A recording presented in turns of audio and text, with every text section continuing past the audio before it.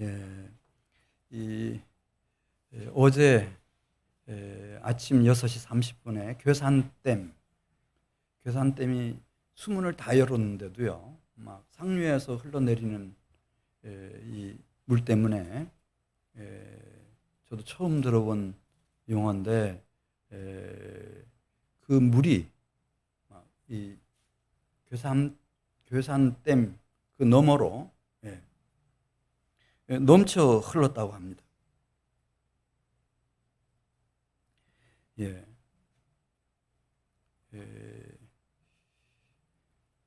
그래 이제 긴급하게 괴산댐 아래쪽에 사는 사람들 충주 지역까지 대피하라고 해서 6만 6,800명이 긴급하게 다 대피했다고 하는 소식을 전해 들었습니다.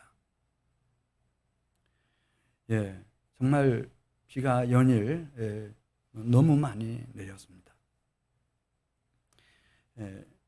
지금부터는 제가 상상을 하는 얘기예요. 이게 뭐 며칠 지나면은 또 이 장마도 끝나고 이제 이 폭우도 이제 멈춰지겠죠.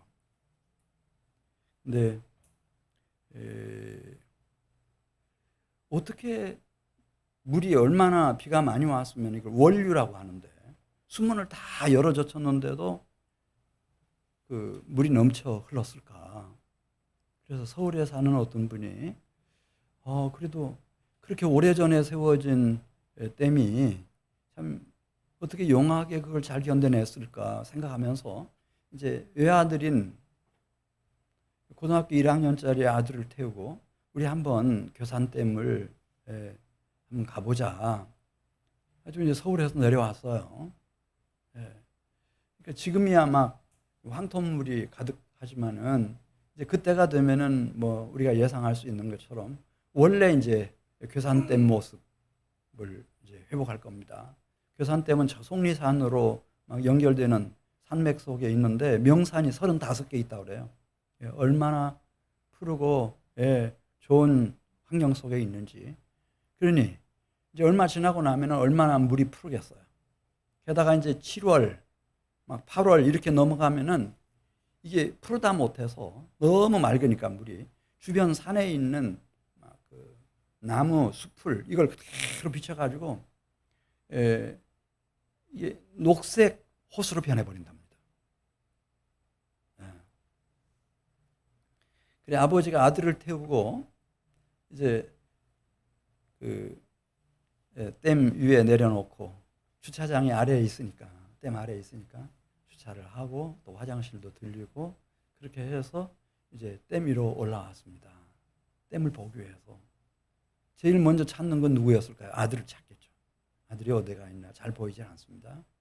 한참 두리번 데다가 이 댐에는 여러분 아시는 것처럼 이제 수문으로 물을 흘려나가게 하는 취수탑이라고 하는 게 있습니다. 어디든지 다.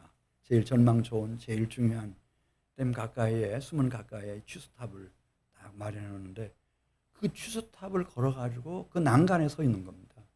이 고등학교 1학년짜리가 자기 고등학교 수영부에 들어갔고 요즘 막 얼마나 열심히 다이빙 연습을 하고 있는지 딱 보니까 옷차림도 지금 포즈도 지금 댐으로 뛰어내릴 기세예요. 그때 아버지는 무슨 생각할까요?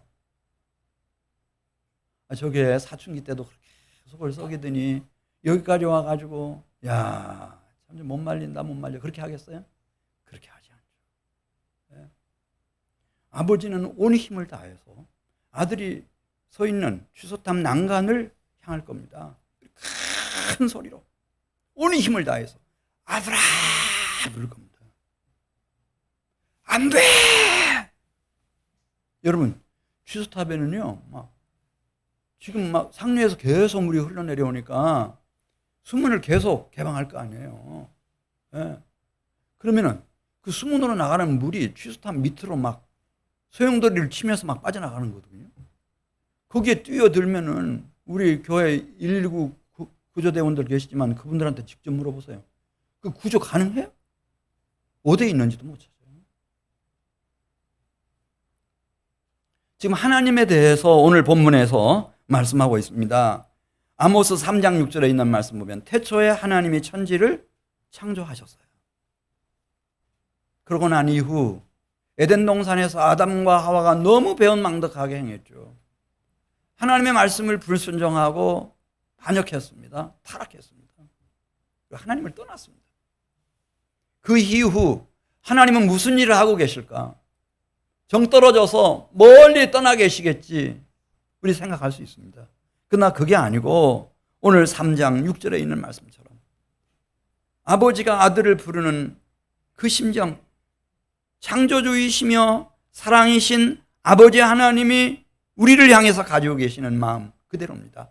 아들아 부르시면서 안 돼. 뛰어내리면 안 돼. 그 뛰어내리면 안 되는 거야. 우리 3장 6절 말씀을 보겠어요. 3장 6절. 성읍에서 나팔이 울리는데 이건 취침 나팔 소리가 아니고 비상 나팔 소리예요. 적군들이 막 개미떼처럼 몰려드는 거예요. 끝없이. 비상 나팔 소리, 전쟁을 알리는, 적군들이 몰려오고 있다는 전쟁 계시를 알리는 나팔 소리입니다. 성읍에서 나팔이 울리는데 백성이 어찌 두려워하지 아니하겠으며 여호와의 행하심이 없는데 재앙이 어찌 성읍에 임하겠느냐. 이 재앙은 잠시 왔다 갔다 하는 코로나 같은 그런 재앙 아니고 이 재앙은 완전한 진멸의 심판의 재앙인 거예요. 그래 아모스 1장 1절에 있는 말씀을 보면 시대는 단군 이래로 가장 잘 사는 시대를 맞이했어요.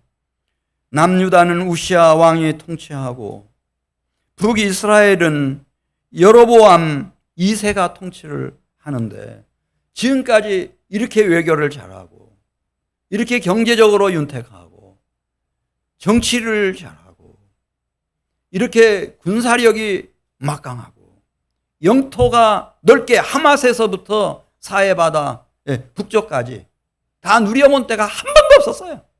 여로보암 2세 때가 처음이자 마지막이었어요. 처음이었죠. 그래서 다 사마리아의 도성에 살고 있는 사람들도 저 시골 마을에 사는 사람들도 불평이 없어. 원망이 없어요. 우리가 이렇게 잘 살아본 때가 없으니까. 그런데 아모스 1장 1절 2절 보겠어요. 유다 왕 우시아의 시대 곧 이스라엘 왕 요아스의 아들 여로보암 시대 2년 후에 무슨 일이 일어나나? 지진이 일어날 거예요. 동일본 대지진 그건 지진도 아니야. 터키의 지진? 지진도 아니에요. 이스라엘의 미래를 결정적으로 무너지게 만들 지진이라는 거예요. 그리고 얼마 안 있어서 이스라엘 사마리아는 이 지구상에서 영원히 사라질 거예요. 근데 이걸 모르죠. 내일 일을 몰라요. 우리는. 그래서 말씀하시는 겁니다. 지진 전 2년 드로아 목자 중 아모스가 이스라엘에 대하여 이상으로 받은 말씀이라. 그러면서 하나님의 이스라엘을 향한 심정, 어떤 심정인지 2절에 말씀합니다. 그가 이르되 여호와께서 시온에서부터 부르짖습니다. 포효하는 사자처럼 비상나팔 소리처럼 가장 높은 음으로 성사람들을 깨어나는 전쟁 비상 나팔 소리처럼 그렇게 여호와께서 시온에서부터 부르짖습니다. 예루살렘에서부터 소리내어 이분이 부르짖으시는데 결국은 유다 목자가 돌보는 초막이 마르고 갈멜 사는 북이스라엘입니다. 산꼭대기가 마를 거라 그랬어요. 산꼭대기라는 말은 모든 경제면 경제, 정치면 정치, 권력이면 권력, 모든 문화면 문화, 과학이면 과학, 기술이면 과학 기술의 최첨단 정점에 올라가 있는 사람부터 다 심판합니다.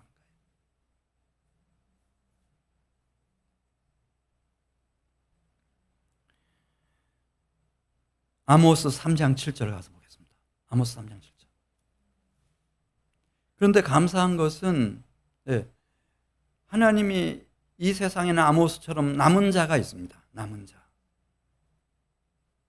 그 남은 자에게는 하나님의 비밀을 알려주십니다. 우리 아모스 3장 7절. 주 여호와께서는 자기의 비밀을 그 종 선지자들에게 보이지 아니하시고는 결코 행하심이 없으시리라. 그래서 하나님은 독불장군처럼 혼자서 마음대로 좌지우지하는 그런 분 아닙니다. 우리가 성경을 좀 천천히 읽어보십시오. 이 남은 자들에게 하나님이 꼭 미리미리 말씀해 주십니다. 하나님의 비밀을 다 말씀해 주시고 같이 동역을 하시는 분이십니다. 홍수로 이 세상을 심판하실 때도 창세기 6장 13절에 있는 말씀을 보면 남은 자 하나가 있었습니다. 이 세상은 다 음란합니다. 거짓됩니다. 악에 빠져 있습니다. 죄악이 넘쳐납니다. 근데 노아라고 하는 은혜 받은 사람 하나가 있었습니다. 그는 하나님 앞에서 의인의 자리에 하나님과 동행하는 길에 항상 있었습니다. 그 하나님이 노아를 찾아오셔서 말씀하십니다. 모든 혈육 있는 자의 포악함이 땅에 가득함으로 그 끝날이 내 앞에 이르렀으니 내가 그들을 땅과 함께 멸하리라. 하나님은 그냥 하는 얘기가 아니거든요. 홍수로 다 쓸어버리신다. 이것을 노아에게 말씀하시면서 그럼 노아는 어떻게 해야 할지, 그래서 끝까지 남은 자가 될 수 있는지를 다 알려주십니다. 창세기 18장에 보면 소돔 고모라를 유황과 불로 멸하실 때도 마찬가지입니다. 그때 남은 자 한 사람이 있었습니다. 믿음의 조상 아브라함이었습니다. 아브라함에게 천사의 모양으로 하나님께서 찾아오셔서 다 말씀해 주십니다. 소돔과 고모라의 죄가 어디까지 꽉 찼는지, 그리고 어떻게 하나님의 완전한 진멸의 심판이 임박했는지 다 말해 주십니다. 그걸 알고 이 아브라함이 소돔과 고모라를 위해서 중보하고 그 땅에 살고 있는 조카 롯과 그 가족들을 위해서 그렇게 중보해서 마침내 롯과 그 자녀들을 구원해냅니다.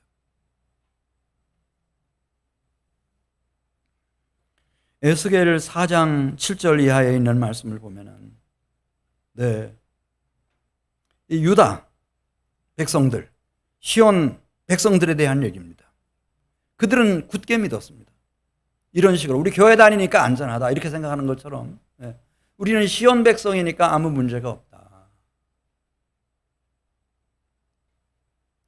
그런데 진정으로 남은 자인 에스겔을 통해서 너는 또 내 얼굴을 에워싸인 예루살렘 쪽으로 향하고 팔을 걷어 올리고 이 말을 대언해라, 예언해라.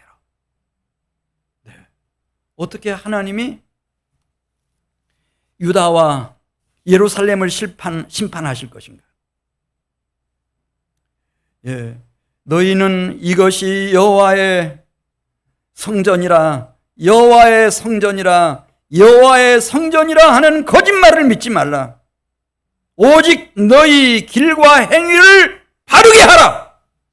그리하면 내가 너희를 남은 자 되어 이곳에 다시 살게 하리라. 그 말씀이 나옵니다. 신앙생활의 핵심은 그리스도 예수 안에서 성령의 기름 부음을 받고 하나님과 동행하는 삶을 살아내는 겁니다, 여러분. 이 세상에 미혹되지 마십시오. 그냥 시간 관계상 기후 변화에 대해서 아까 우리 문치명 집사님 기도해 주셨는데 잠깐 말씀드리겠어요. 막 이렇게 폭우가 막 쏟아지고, 원류한다는 말도 저 한 번도 못 들어봤어요. 이 나이 되도록. 댐이 막, 수문 다 열어놨는데도 막 넘쳐나. 어떻게 이런 세상이 됐나? 미국 남서부에서는요, 막 지금 섭씨 40도가 넘어가지고 사람들이 밖에 나올 수가 없다.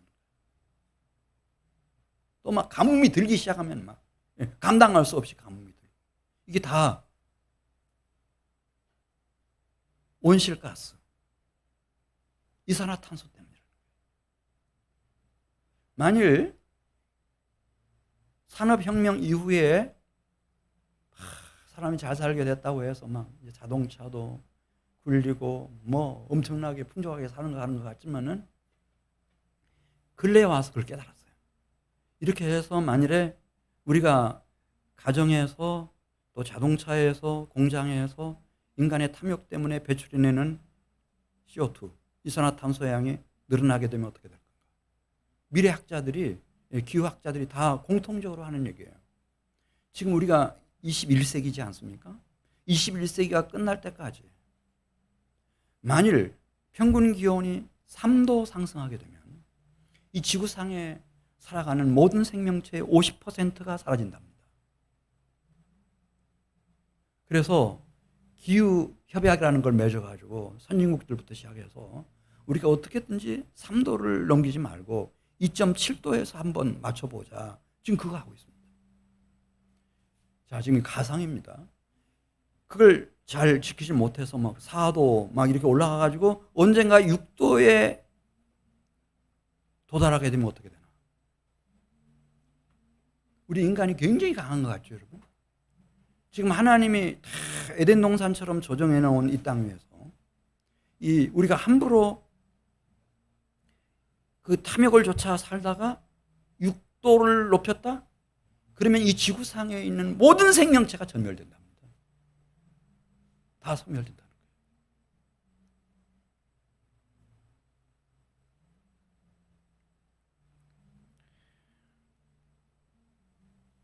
여기는 성전이다. 여기는 성전이다. 여기는 성전이다. 여기는 성전이라고 하는 거짓말 믿지 마라. 하나님 앞에서 중요한 것은 너희의 길을 똑바로 하는 거다. 너희의 행위를 바르게 하는 거다. 그렇게 하면 하나님이 긍휼히 여기시고 불쌍히 여기셔서 너희를 남은 자가 되어 하나님이 주신 기업의 땅으로 돌아오게 할 날이 있을 거다. 그 말씀하는 겁니다. 아모스 3장 8절 가서 보겠습니다.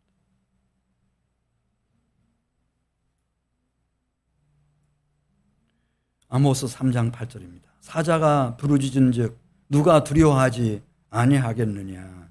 주 여호와께서 말씀하신즉 누가 예언하지 아니하겠느냐. 이 사자가 포효하듯이 하나님이 지금 부르짖고 계십니다. 이거 무시하면 안 됩니다, 여러분. 여호와께서 말씀해 오시는 이 말씀을 누군가는 잘 듣고 이야기해 줄 줄 알아야 됩니다. 근데 교회에도 뭐 하나님 심판 이런 얘기하면 기분 나빠합니다. 왜 목사님이 자꾸 그런 얘기합니까? 저 찾아와서 얘기합니다. 목사님 왜 자꾸 그런 얘기 하십니까? 그냥 여러분 교회 다니니까 아무 문제 없습니다. 좋은 일만 가득할 겁니다.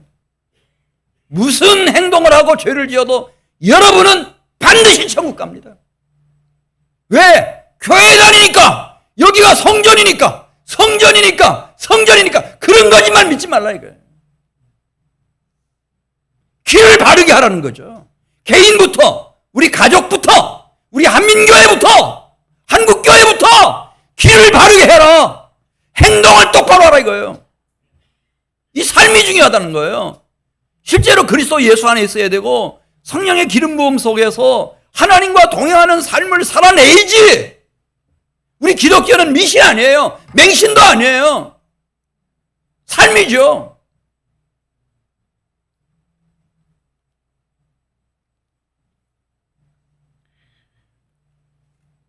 아모스 3장 9절 가서 보겠습니다.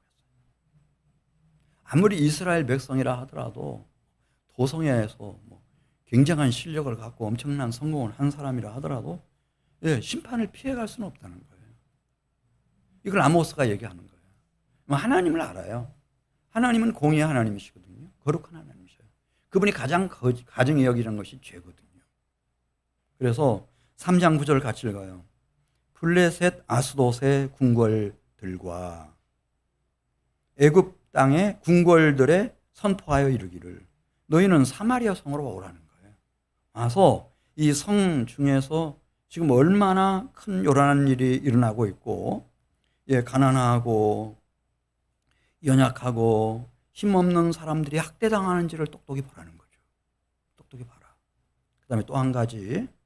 그래서 블레셋인 우리 아스돗보다 이 애굽보다 이 이스라엘을 하나님이 더 빨리 심판하셨구나. 그리고 완전히 진멸하셨구나. 이걸 기억하라는 거예요.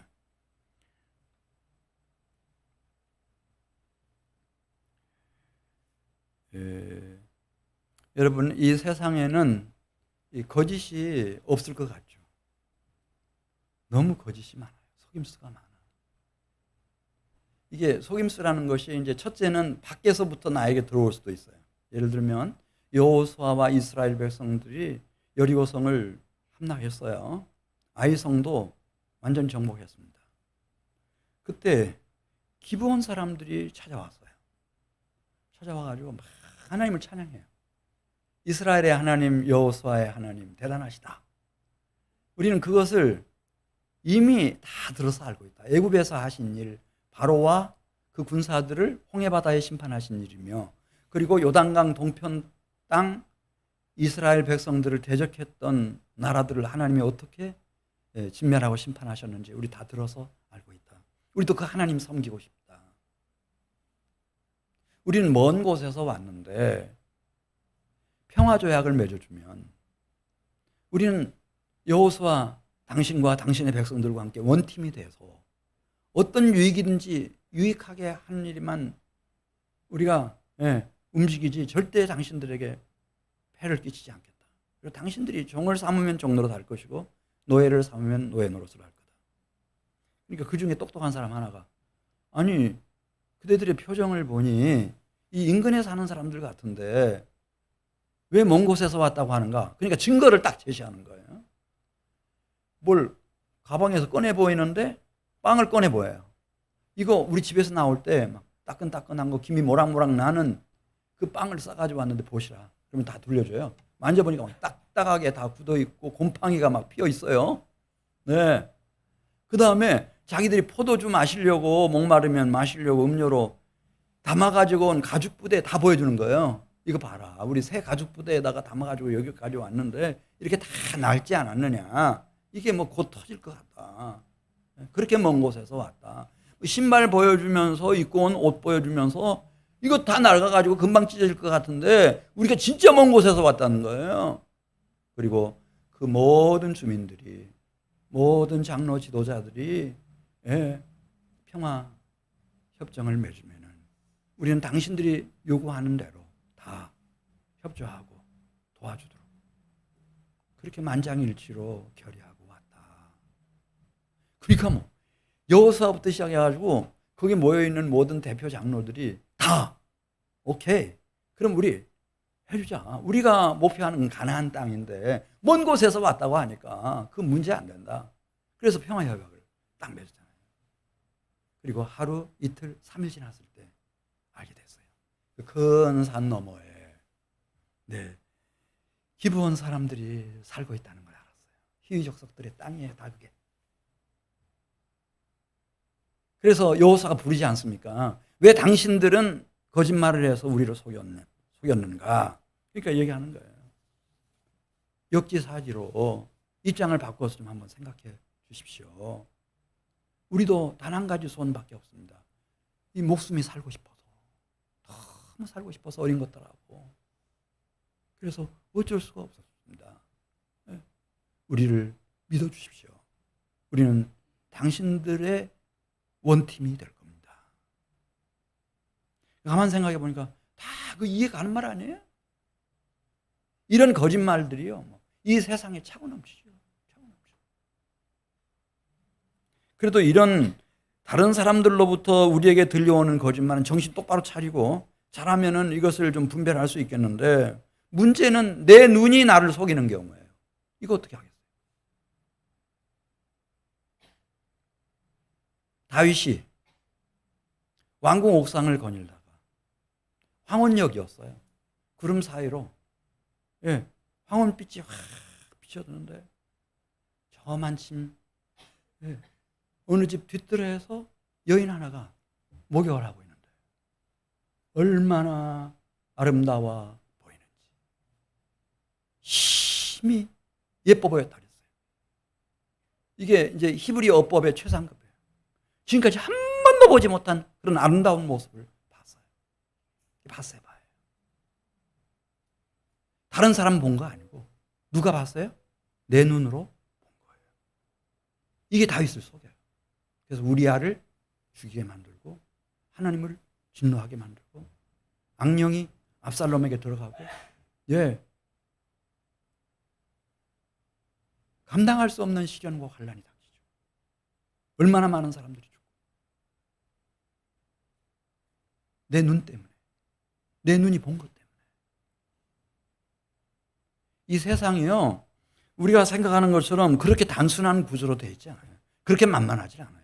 뭐 내가 침례받았으니까 뭐 교회 직분이 내가 뭐 목사니까 무슨 뭐 신학교 총장이니까 무슨 뭐 총회장이니까 교황이니까 그거 아무것도 아니에요. 이 미혹의 영 앞에서요 무슨 힘을 써요? 룻기 1장에 보시면은 엘리멜렉이 나와요. 나오미 최고 엘리트 부부였던 것 같아요. 그 당시에 뭐 라디오도 없고 텔레비전도 없고 무슨 핸드폰도 없고 하던 시대에 어떻게 그렇게 이 모압에 대한 정확한 정보를 가지고 있었는지 모르겠어요. 모압은 정치적으로 안정되어 있고요. 경제적으로 GDP가 얼마나 높은지 굶주리는 사람이 하나도 없는데 이 베들레헴에는 연년이 지금 몇 년째 흉년이 들어가지고요. 막 굶어서 죽어가는 사람이 한둘이 아니에요. 딱 결단하잖아요. 이럴 때 어떻게 해야 되는가? 네, 아들 둘 낳았는데 우리 네 식구가 어떻게 해야 될까? 가장으로서. 자기도 직접 자기 귀로 들었어요. 그 예쁘고 그렇게 총명한 아내도 직접 들었어요. 혼자 들은 것도 아니에요. 두 사람이 의기투합을 해가지고요. 하나님이 다 뭐냐? 이스라엘 백성이 다 뭐냐? 하나님의 언약이 뭐냐? 우리 살아야 되지 않냐? 어린 것들 잘 키워야 되지 않냐? 그 당시에 생각을 해보세요. 그 당시에 이민을 한다고요. 어디로? 모압으로. 그리고 10년 지났을 무렵입니다. 어떻게 알아겠어요? 엘리멜렉이 갑작스럽게 사망하더니 결혼해서 막 신접 살림을 꾸린 말론 기련도 같이 갑작스럽게 죽는 거예요.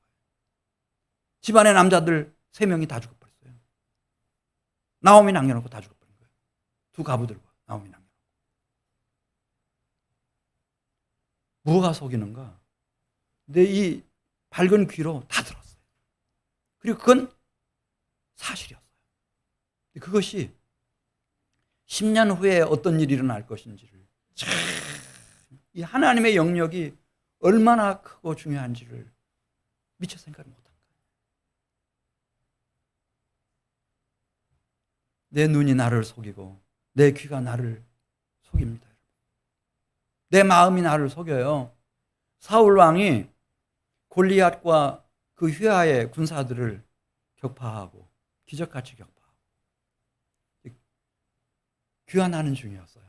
막 성읍마다 마을마다 막 반찬 음식을 얼마나 성대하게 차렸겠어요. 성경에 보면 막 노래하고 춤추고 무슨 소고를 치고 경쇠를 울리고 막 대대적인 환영 잔치가 벌어진 거예요.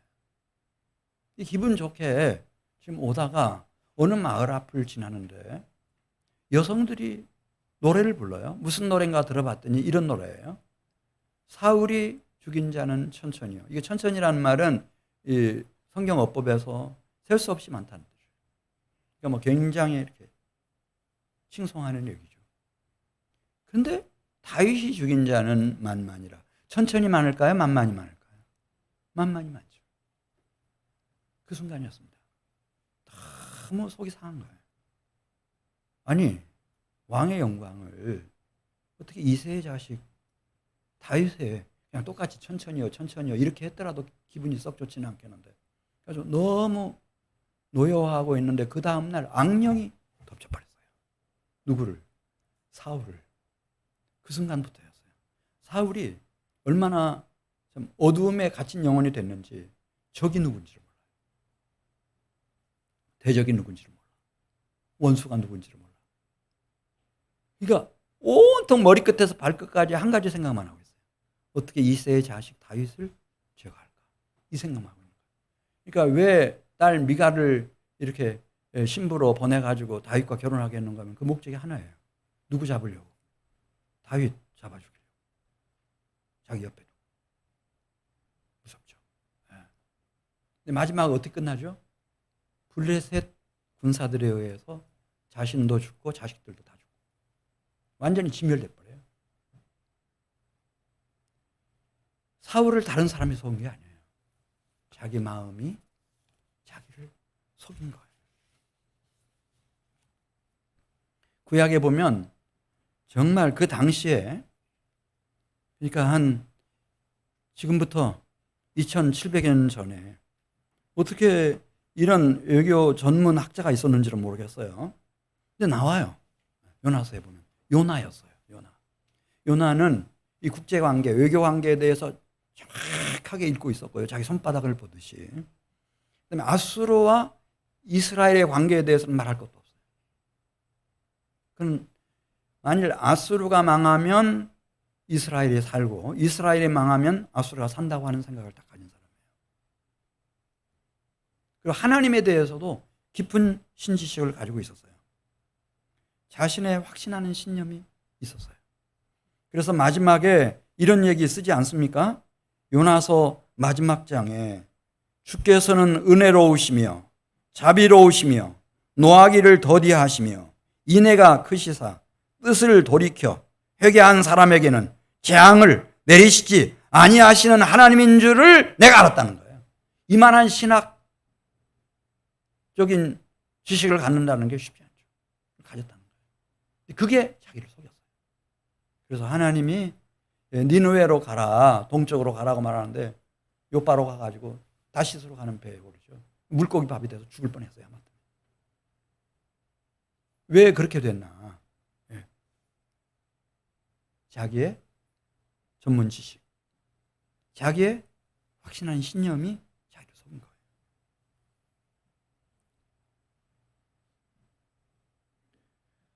그래서 하나님은 이 땅에 이스라엘 백성을 통해서 한 가지를 주셨어요. 그게 무엇일까요? 이 미혹에 넘어가지 않도록 다른 사람들의 거짓, 자신이 본 것, 들은 것, 마음으로 느끼는 것, 자기 머리로 지금 가지고 있는 전문 지식, 확고한 신념, 이런 것에 넘어가지 않도록 하나님이 무엇을 주셨는데요? 그게 디모데후서 3장 16절에 보면 따라서 하세요. 성경, 모든 성경 이렇게 말씀했어요. 계시의 진리를 우리에게 전해주는 성경책을 주셨어요. 근데 이제 카톨릭은요, 오랜 기간 동안 교회를, 큰 카톨릭이라고 하는 이 교회를 운영해 나가다 보니까 회의를 많이 했어요. 회의 결정사항. 교회 지도자들이 이제 그것을 뒷받침하기 위한 교리들, 또 신조들 이런 것들을 막 만들었어요. 그러다 보니까 나중에는 성경책을 못 읽게 했어요. 왜냐하면 그걸 읽으면 안 되잖아요. 다 들통이 나니까. 이게 너무 엉터리라고 하는 것이 들통이 나니까. 그래서 저 친구 따라서 중학교 때 성당에 가본 일이 있거든요. 그때도 한국 카톨릭은 성경 못 읽게 했어요.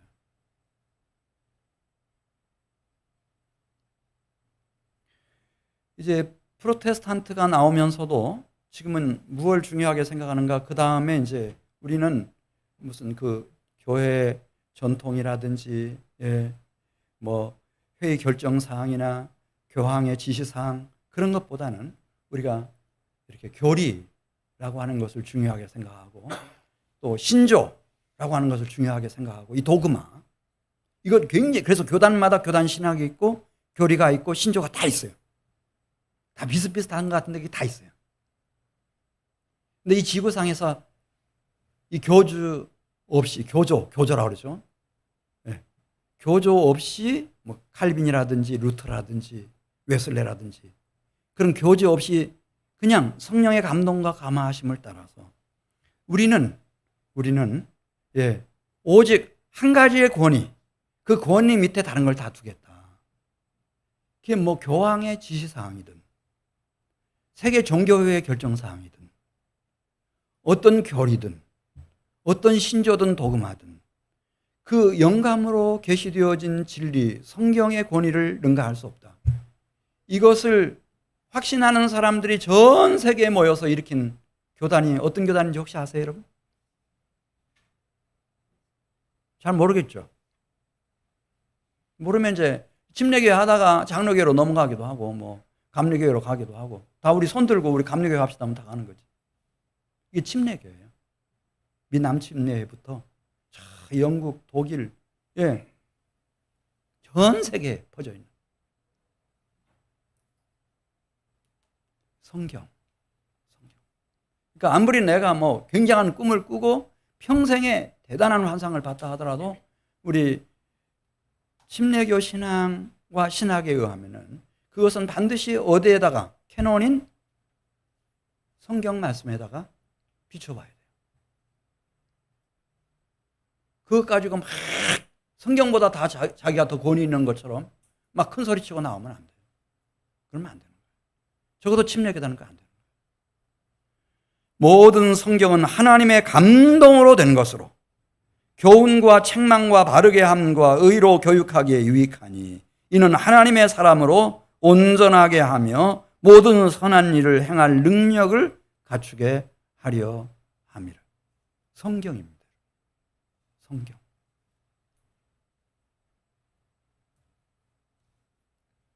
그리고 에베소서 1장 17절에 보면 물론 예수님이 살아계실 때 계속 약속하신 건데요. 또 이 성경을 가지고도 장난칠 수가 있으니까. 그래서 이 성경을 제대로 읽고 해석해서 하나님이 누군지를 알고 하나님의 뜻을 분별할 수 있도록 지혜와 계시의 영을 주신다고 그랬어요. 에베소서 1장 17절. 우리 주 예수 그리스도의 하나님, 영광의 아버지께서 하나님을 알게 하시고 하나님과 동행할 수 있도록 하시기 위해서 지혜와 계시의 영을 너희에게 주신다 그랬어요. 무슨 영? 지혜와 계시의 영, 진리의 영. 그래서 제가 그렇게 성령을 강조합니다. 예수 믿는 거 참 잘하신 거다. 그러나 예수를 믿었으면 성령의 기름 부으심을 꼭 받으시라. 이 지혜와 계시의 영이 아니고는, 진리의 영이 아니고는 내 눈으로 본 것을, 내 귀로 들은 것을, 내 마음에 스르란 생각을 내 뇌가 이끌고 있는 그 방향을 떨쳐낼 수 있나? 제가 생각할 때는 없어요. 없어.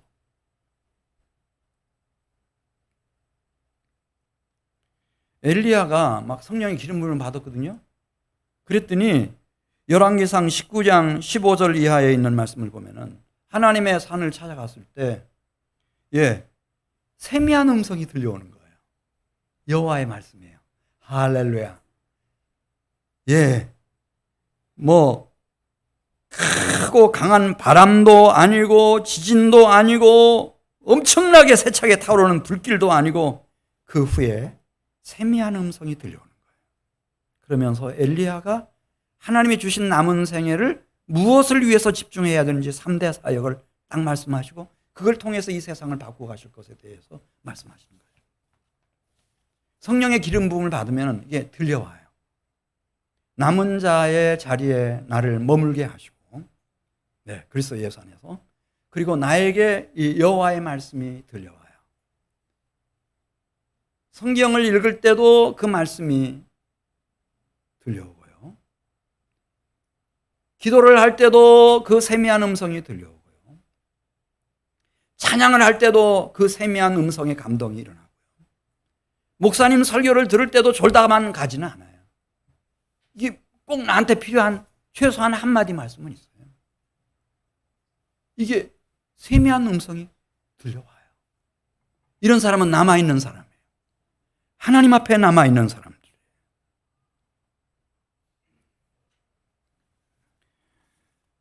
자, 시간 관계상 바로 아모스 5장 14절로 가겠어요. 아모스 5장 14절 가서 보면, 우리 목사님은 좀 이상하다.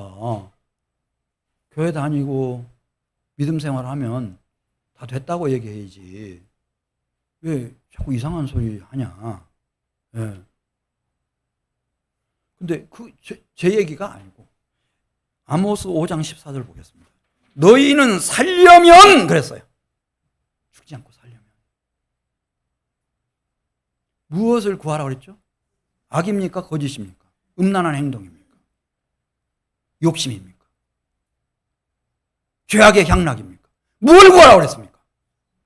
똑똑히 봐야 돼요. 선을 구하고 악을 구하지 말지어다. 살려면. 만군의 하나님 여호와께서 너희의 말과 같이 그리하면 너희와 함께 동행하여 주신다. 하나님은 가장 가증히 여기시는 것이 무엇인지 여러분 아시겠죠? 죄악은 하나님이 싫어하세요. 그러니까 예수님을 보내신 목적은 죄를 얼마나 싫어하는지를 보여주신 거예요. 아무리 사랑하는 독생자 예수님이라 하더라도 그분이 나의 허물과 죄를 대신 담당했을 때는 하나님은 십자가에서 어떻게 하셨죠? 심판하셨어요. 그 심판의 고통이 얼마나 컸으면 예수님이 이렇게 절규하십니다. 엘리 라마 사박다니. 처절한 고통이에요. 버림받음의 고통.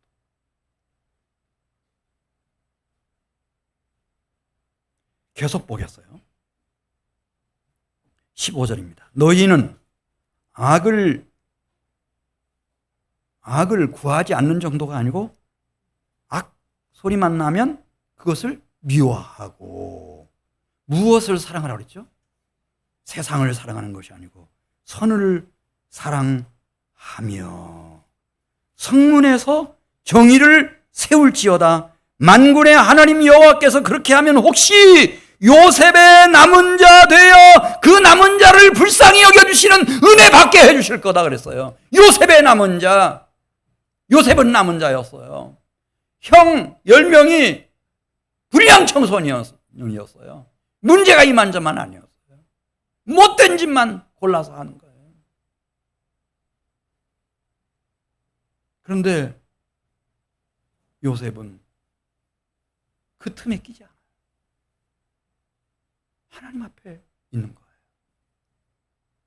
그래서 야곱이 그렇게 요셉을 사랑했어요. 어떻게 이런 자식이 있나? 이 남은 자네. 남은 자네.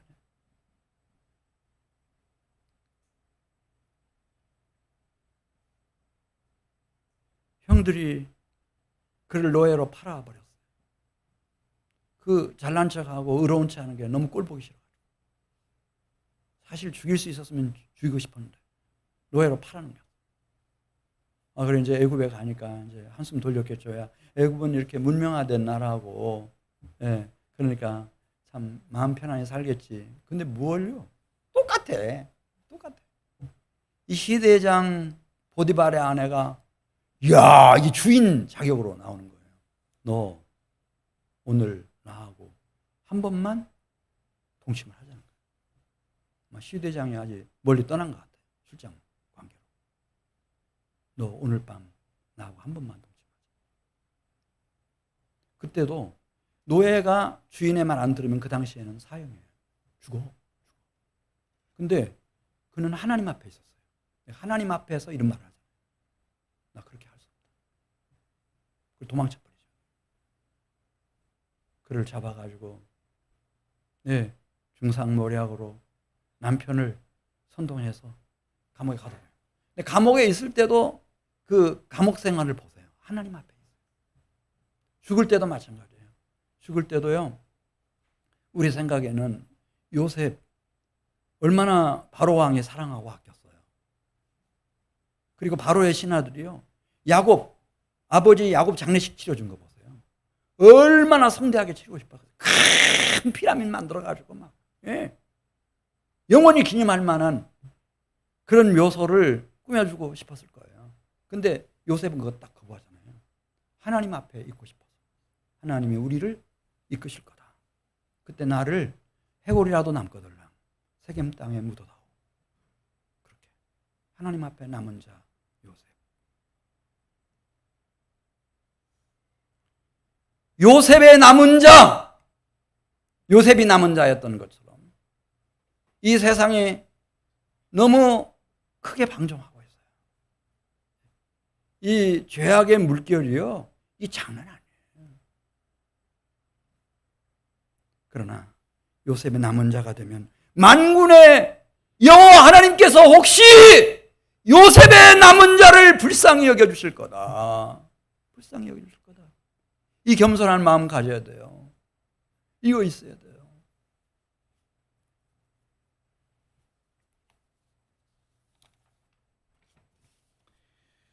이 남은 자의 역사예요. 여러분, 우리 생각에는 뭐 죄 안 짓기 위해서 이 세상에 태어났는지, 죄 짓기 위해서 세상에 태어났는지 막 그런 생각할지 모르지만, 예를 들어서 야곱 보세요. 야곱도 처음에는 자기가 자신을 속였어요. 어떻게든지 내가 장자권을 획득을 해야 되겠다. 그래가지고 형 속이고 아버지 속이고 장자권, 예, 자기가 가지기 위해서 그렇게 하다가 고향에서 고향집에 살지도 못하고 저 밧다나랑까지 쫓겨가잖아요. 거기서 20년 세월을 어떻게 살아보려고 발버둥 치고 발버둥 쳤는데, 예, 이게 외삼촌 라반이 곱게 봐주질 않는 거예요. 이러다가는 내가 이 종살이를 평생 면하지 못하겠구나. 그래가지고 도망치듯이 나왔어요. 3일 후에 이 사실을 안 라반이 막 너무 머리끝까지 화가 나가지고 자기 집안 사람들 중에 힘께나 쓴다는 젊은 사람들 다 동원해가지고 막 추격해 오는데 7일 만에 딱 붙잡혔어요. 앞에서는 형이 20년 동안 칼을 갈고, 예, 용병 같은 400명 장병들을 몰고 오고 있어요. 야곱의 목을 베려고. 거기서 그는 깨달아요. 아, 내가 속았구나. 근데 제일 크게 누구한테 속았나? 내가 내 눈으로 본 것, 내 귀로 들은 것, 내 마음. 이 똑똑한 머리가 나를 속였구나. 왜냐하면 총결론은 멸망이니까요. 멸망이니까. 근데 그가 마지막에 보면 철저하게 회개하고 마지막 죽는 날이었습니다. 아주 경건한 모습으로 하나님 앞에 경배드리고, 그리고 자녀들을 위해서 기도해주고 축복해주는데, 그게 그대로 다 이루어져요. 요셉을 축복하면 요셉에게 축복한 대로, 유다를 축복하면 유다와 그 자손들에게 축복한 대로 그대로 다 이루어진 거예요. 그는 여호와의 말씀을 듣는 사람이었어요. 그리고 그 말씀을 나눌 줄 아는 사람이었어요. 그래서 위대한 믿음의 조상이 되고, 그 불량배 같은 12자식들이 일어나가지고 이스라엘 12지파를 이루고 이스라엘 백성, 하나님의 백성으로 일어나게 되는 거예요. 신약의 이방의 대사도 바울도 마찬가지예요. 바울도 자기 대단한 줄 생각했어요. 언젠가 우리 신약 교수님 오셔가지고 여기서 지난 주일 저녁입니까? 얘기했잖아요. 바울이라는 인물은 여러분 서울대학 졸업하고 그런 거 아닙니다. 100년 동안에 한 명 나올까 말까 한 인물입니다. 바울만 연구한 사람이 그러잖아요. 그런 인물이에요. 그러니까 그는 자기 애국, 애족하고 자기 민족, 전통, 역사와 전통, 유대주의, 사상 이걸로 무장한 사람이에요. 한 명 뽑으라면 그 사람 뽑히는 거죠. 그런데 나중에 깨달아요. 그렇게 산 나의 생애가 뭐냐. 나는 죄인 중에 괴수였구나. 그렇게 믿음과 성령이 충만한 스데반을 죽이고 주님의 교회를 참멸하려고 덤볐다. 나는 죄인 중에 괴수구나. 여러분 혹시 우리 중에 피 흘려 보신 분 계시면은, 여성분들 빼놓고, 여성분들은 아기를 낳아야 되니까 피를 흘렸겠지만 남성분들 중에서 자기 손으로 피 흘리신 분 손들어 보셔요. 제가 신고해 드릴 테니까. 이 바울은 남자예요. 사람을 죽인 죄. 바울이라는 영화 보세요. 평생 얼마나 그를 괴롭히는지. 나는 살인자라고 하는 것 때문에. 그것도 보통 사람을 죽인 게 아니잖아요. 죄인을 죽인 게 아니고, 네. 주님이 가장 사랑하는 주의 종을 죽였으니까. 그리고 그는 마지막까지 얼마나 핍박을 많이 당하고 순교합니다. 순교하는데 단 한 가지, 그는 마지막에 남은 자였습니다. 그는 하나님의 말씀이 쭉 자기에 임했고 그 말씀을 성실하게 책임감을 가지고 나누었습니다. 그 증거가 신약 성경의 페이지 수로 2분의 1이 넘습니다. 자신이 쓴 편지들입니다. 주님이 그걸 선택해서 신약 성경으로 완성하셨습니다. 누가 남은 자가 되어 여호와의 말씀을 듣고 이 말씀을 내 사랑하는 배우자와 부모, 형제와 자녀들과 함께 나눌 것인가?